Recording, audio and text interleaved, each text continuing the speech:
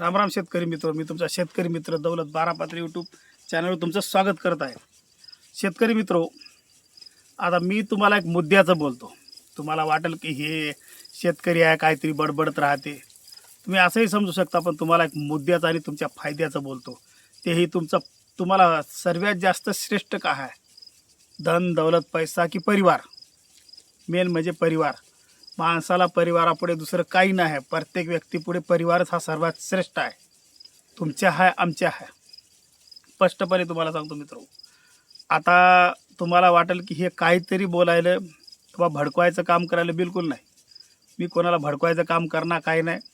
शेतकरी मित्रो, आता आपण शेतीमध्ये प्रत्येक व्यक्ती शेती करते. शेतीमध्ये कोणी सोयाबीन पिकवते, कोणी तूर पिकवते, कोणी काय पिकवते, तेलबिया पिकवते, सगळं पिकवते. पण शेतकरी मित्रो, तुम्ही एक 20 वर्षा अगोदरचा अभ्यास केला का? जे 20 वर्षात जे घडलं, 20 ते 25 वर्षामध्ये जे घडलं, त्याच्या अगोदरचा तुम्ही अभ्यास केला का? बिलकुल नाही. कोणा शेतकऱ्यांना अभ्यास केला नाही. तुमच्या परिवारामध्ये आजार एवढे वाढले. आता मी आजारावर बोलणार आहो. अटॅक, पॅरालिसिस याच्यावर बोलणार आहो बरं. आणि हे काय असेच नाही आले. आपल्या सकाळी उठलं तेव्हापासून जे चुका आहेत, संध्याकाळी झोपेपर्यंत ते चुका आहेत, ते चुका आपण करत आलेलो आहोत. ते सतत करत आहोत आणि पुढे सुद्धा करणार. आता या चुका करण्याला आळा बसवण्यासाठी करावं लागेल आपल्याला काय, सर्वप्रथम स्वतःला जागे व्हावं लागणार आहे. प्रत्येक शेतकऱ्याला जागे व्हावं लागणार आहे. प्रत्येक शेतकऱ्याला आहे की नाही, त्या गोष्टीचा विचार करावा लागणार आहे. तुम्ही एक अभ्यासा, 25 वर्षा अगोदर जे पहिले पूर्वज होते ते काय करायचे, आणि त्याला कधीतरी एखादं तरी कुठंतरी गावामध्ये नाही का कदाचित एखाद्याला पॅरालिसिस होय किंवा अटॅक ये, अशा बिमाऱ्या उद्भवत गेल्या. पण आता एका गावामध्ये जवळपास एका वर्षात जर 100 घराची वस्ती असेल, तर 2 ते 3 पेशंट आहेत पॅरालिसिसचे नाही तर अटॅकचे. ते चालले मित्र हो. ह्या गोष्टी घडण्यापेक्षा हे घडूच नाही दिल्या तर जमणार नाही का? त्याला पर्याय काय आहे आपल्याकडे? आपण पाहिलं का आपले पूर्वज काय करायचे? आपले आजा पंजोबा, आपला बाप जाऊ द्या, दुसरे जाऊ द्या, आपला बाप आपला आजोबा काय करायचे?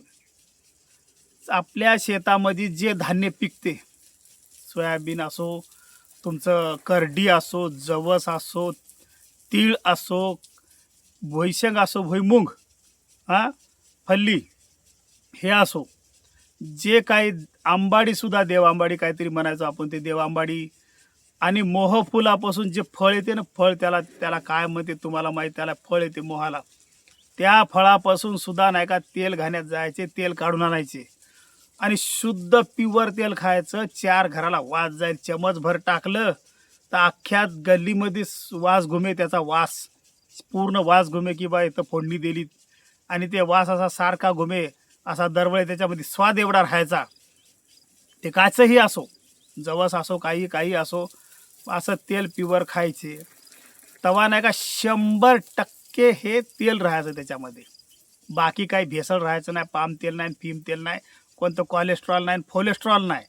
हे बा, कणा वाकून गेला पण बिमार नाही पडले, निबड्डक राहिले, शेवटपर्यंत टिकून राहिले, पण त्याला पॅरालिसिस आणि अटॅक नाही आला. आता तुम्हाला सांगतो, आपल्याला काय माहीत आहे या तेलामध्ये काय यायलं? या PPI भरून किंवा 15 किलोच्या 15 लिटरच्या याच्यात काय यायलं? माती समजायला आपल्याला काय यायलं ते फक्त त्याच्यामध्ये 3 किलो आहे. फल्ली झालं 3 किलो आहे, सोयाबीन झालं 3 किलो आहे, तिळा जरी झालं तरी 3 किलो तेल आहे. बाकी इतर तुम्ही प्रत्येक गोष्टीमध्ये, सूर्यफूल झालं, काही जरी झालं तरी 3च किलो त्याच्यामध्ये तेलाचं प्रमाण आहे. 3च किलो तुमच्या शरीराला जर तेल मिळत आलं, त्यातनं बाकी बिमाऱ्या किती उत्पन्न होतील बरं? याचा कलर तरी सुद्धा आहे का? या बारनं हे जर आणलं ना, त्याचा कलर दुसऱ्या बाहेरनं पाहायचा, दुसऱ्या पिप्याचा वेगळाच. ते राऊंड अपचे कलर कसे तसे कलर, याचे कलर तांबडा, कवा पांढरा, तर कवा कसाच. अशा पद्धतीनं कलर आहे तर तेलाचे. शेतकरी मित्र हो, आजच तुम्ही जागे व्हा. तेल घाणे आहे तर तेल घाण्यामध्ये तुमच्या परिवारापुरतं निदान तुमच्यापाशी जर 10 क्विंटल जर तीळ पिकत असेल तर 1-1.5 क्विंटलचं जर तीळ जर आणलं ना, तर तुमचा परिवार 100% टणटण आणि निरोगी राहील. हे हाडकं दुखी, टाचा दुखी, पाय दुखी, वात येणं, हे सगळ्या गोष्टी कमी होणार. आणि 100% तिळाच्या तेलामध्ये आहे. बाकी तेलामध्ये सुद्धा तेच गुणधर्म आहेत, पण तेवढे नाहीत. पण तिळाच्या तेलात तेवढे गुणधर्म आहेत की तुमच्या परिवाराला निरोगी ठेवू शकते, इतके गुणधर्म आहेत तिळाच्या तेलामध्ये. बरं ठीक आहे. मी बोलतो तीळ पिकवणारा शेतकरी म्हणून तुम्हाला वाटत असेल की बोलतो, नाही.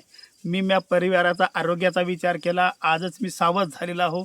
आणि मी जे टाकतो की नाही, आता मी जवळपास 4 एकर तीळ टाकला. हे बघा, मग तिळाचा खप होईल म्हणून या उद्देशाने नाही टाकला. मला लागते, मला मिळते भाव, मी तेवढा घेतला आणि मी घेईल. आणि मला लागते माझ्या परिवाराला 1.5 किलो 1.5 क्विंटलचं तेल. 1.5 क्विंटलचंही लागत नाही. कोणी सोयरे धायरे आले तर एका क्विंटलमध्ये तर मग भागते परिवाराचं, पण सोयरे धायरे आले तर 1.5 क्विंटलचं लागत. 1.5 क्विंटलचं मी सरळ शुद्ध तेल काढून आणतो. तेल घाण्याहून उरलेली जे ढेप उरते ते सरळ ढोराला खाऊ घालतो. कारण कसं आहे, जे मी आज करत आहो, मी परिवाराच्या आरोग्याचा विचार केला मी.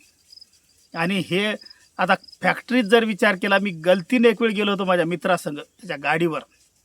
तिथं गेलो होतो तेल भरायला. ते होतं जमिनीत तेल. खाण्यासाठी जे तेल येते की नाही, काय सोयाबीनचं, त्याच्यामध्ये अक्षरशः उंदरं मांजरा सडलेलं पाहिलो. आणि विचार करायसारखा, मी त्यावेळेस एक स्वतःच्या मनाला विचार केला ठाम, की हे गल्लीच खायचं नाही, प्युअर खायचं. आपल्याकडे बनवता येते, तेल घाण्यातून काढून आणायचं, प्युअर आपल्या परिवाराला खाऊ घालायचं. गदळ कधीच खाऊ घालायचं नाही. आणि शरीरात आपल्या परिवाराचं आरोग्य पुढे चालून बदलायचं नाही. आता समजा 40 वर्षाच्या आत अटॅक यायले, काय पुढे 20 वर्षात अटॅक येते काय की, असे प्रश्न झाले. पॅरालिसिस कुठं, अटॅक कुठं, कोणाची BP हाय आणि कोणाची लो BP. पहिल्या काय गोळ्या होत्या, काय माती होतं. 90-100 वर्ष कोतारे वाचले. त्याच्या हाय BP लो BP व्हायच्या का? आता कशा फटदिशा होत येतात. 40 वलांना तर हाय BP झाली, लो BP झाली, पॅरालिसिस झाला, अटॅक आला. हे सगळं हे मला तर वाटते बा, तेलामध्ये काही ना काही भेसळ आहे आणि जहरच आहे 100% ते. त्यासाठी तुम्ही सुधरा, तुमचा परिवार सुधरा. तुमच्याकडे पर्याय आहे. तुम्ही तेवढं उत्पन्न घेता, तुम्ही तेवढं उत्पन्न हे करता, तुमचं कोणतंच वाया जात नाही. आणि तुम्ही आहे की ना, ते एक विचार काढून टाका डोक्यामधून. हे बघा, 1-1.5 क्विंटलमध्ये जर आपलं जर परिवाराचं जर वर्षभरचं जर भागत असेल तर करायला काहीच हरकत नाही. आणि शेतकरी मित्र हो, तुम्ही तुमच्या परीनं ठरवा, तुमच्या परिवाराचा विचार चांगला करा, परिवाराला योग्य स्वास्थ्य ठेवा. कारण तर पर्याय नाही आहे. तुम्ही समजून घ्या माझ्या बोलण्याचा उद्देश. जर समजत नसेल तर तुम्ही 20 वर्षाचा अगोदरचा अभ्यास करा, 20 ते 25 वर्षाच्या अगोदरचा अभ्यास करा. 100% तुमच्या लक्षात येईल, तुम्हाला रिझल्ट येईल. किंवा अशा कंडिशनमध्ये घडत होत्या, आपले बाप दादे असेच घडले. हे असेच नाही, ते मजबूत नाही राहिले. ते असे घरी जेवढं पिकवायचे तेवढंच आहे की नाही, तेलगिल काढून आणायचे.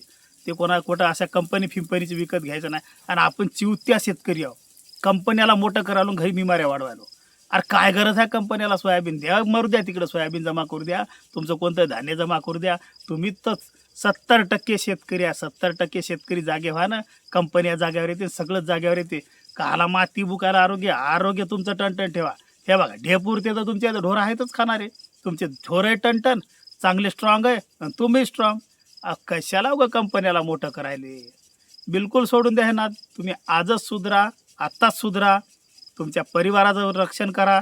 आणि हे बघा, सुरुवात आपण सकाळी उठलं की जहरची करायलो. चालत तेल याला पावभर टाकलं तरी त्या भाजीला काही फरक पडणार. शेजारी जाऊन बसलं तरी त्याला वास घ्यायला, एवढं गदळ तेल आहे.